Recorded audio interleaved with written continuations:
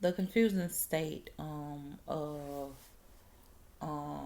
going through this and being falsely Baker acted, being going through the things with the campaign, opening my own business, doing all of this. I had started my own entity, my own organization, nonprofit, and then going through that targeting with my nonprofit organization and stuff like that. Law enforcement saying we're not with her um, is a hard thing to bear.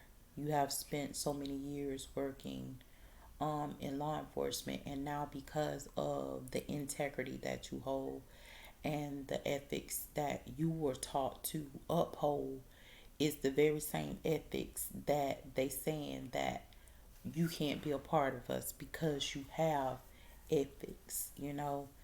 I remember getting into corrections thinking that I would pretty much make a change and offer opportunities to people.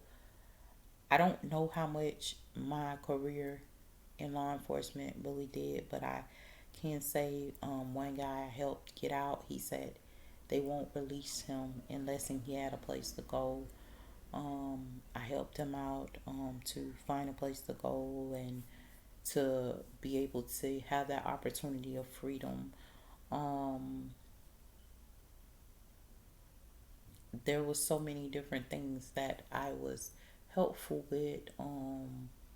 As far as my journey, I never liked it to hear um, with officers to deny an inmate hygiene products or anything to deny them something that we supposed to provide to them, or to say get out my face and wait until the next shift or anything.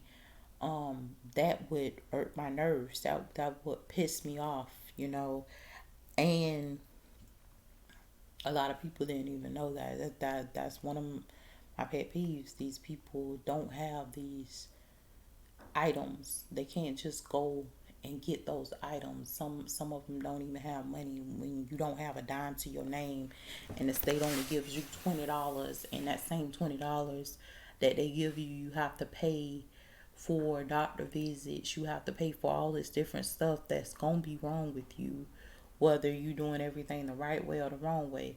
It's something gonna be wrong with you. So by the time the state do give you a couple of dollars in your account to pretty much manage your hygiene or to manage little small stuff, it's gone because of doctor visits. It's gone because of several different things. So me, I prided myself as being a person in law enforcement that was like, look, I'm not gonna mistreat nobody because I could have been here. And I stress that so many different times with people. I say it's a thin line between um, working in corrections and then being an inmate. And I stress that so much, and I want to make sure that I was the difference. I was that changing factor, but found myself as the other inmate, and that's pretty much how they call correction, the other inmate, because you spend so much time in um in the prisons, in the jails. You never really get the chance to go home and enjoy your family.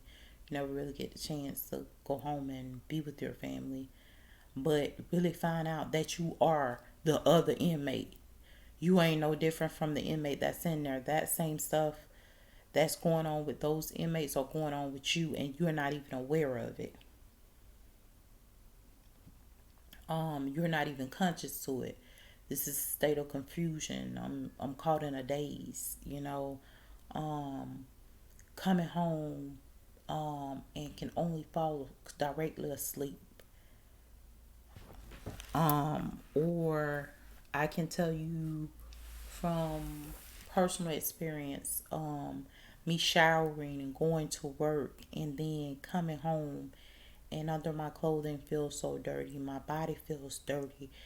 Everything on me feels filthy. And not understanding why, you know, not really understanding what's really going on. Not really even understanding the victimization that's taking place in everything that's happening. You know, I didn't know none of this stuff. I didn't know any of this stuff. And, people don't understand that this is really happening. This is happening everywhere. And then to call and report to these people that's in corporations, they're looking, oh, we're not trying to get sued. We're not trying to deal with that. We're not trying to go through that. You know, and you start to realize why you have to sue them. You're like, look, man, if you fix it, I wouldn't want to sue you, but hell, you're not fixing anything, so I ain't got no other choice but to sue you. You're not doing anything. The problem's still here. I don't have no other choice but to proceed forward. All I'm asking you to do is fix it, and you're not fixing anything. Um, really becomes a major issue. I remember a Safe Haven Hospital, JFK, and to show up at JFK for the rape kit, JFK Hospital right here in Palm Beach County. To show up for the rape kit, me being met by a deputy, and this deputy being told, look, I'm gonna need a rape kit, and then letting them know that I was called by victim services from an unknown number, and she needs to write that in her report, that they called me from an unknown number and refused to do my rape kit, and have told the hospital not to give me a rape kit at all. The reason why, it was like a surprise thing. I didn't want anybody to know I had been feeling like I had been raped for weeks and days, and I would still get up and bathe and shower and clean myself up and everything. And then I said that day I had sat there that whole day dirty, just filthy, just nasty, dirty. And said, I'm gonna go in just like this, and I'm gonna get checked, and I'm gonna see what, who, why, and what the heck they think going on. And while I was there, I noticed they had a section that they were doing the same stuff that they was doing out here in Belgrade at that same hospital. And that hospital is known for being a woman's safe haven, and they were using it for something totally different. The same thing that happened to me, a young man was in there, and I believe they did the same thing to him at that same hospital that same night. Where he said, the guy said, you need to screw up naked, and he said, no, I'm not gonna screw up naked, and stuff like that. It was like a replay of it, and they moved me out of that area to another location, because I was there for a rape kit, but they moved me to another location. And I don't know what all took place with this young man after I left. I believe they did force him to, and did the same thing that they did to me at Jerome Golden, even at JFK. But I'm not for certain. I cannot say that that is fact. I can't say that anything happened to him, but I can say I was moved out of the section.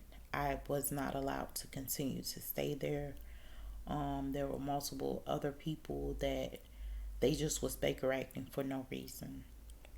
Um, I can't, you know what, and I'm going to retract that statement too. I can't even say it was for no reason, because I don't know all the details.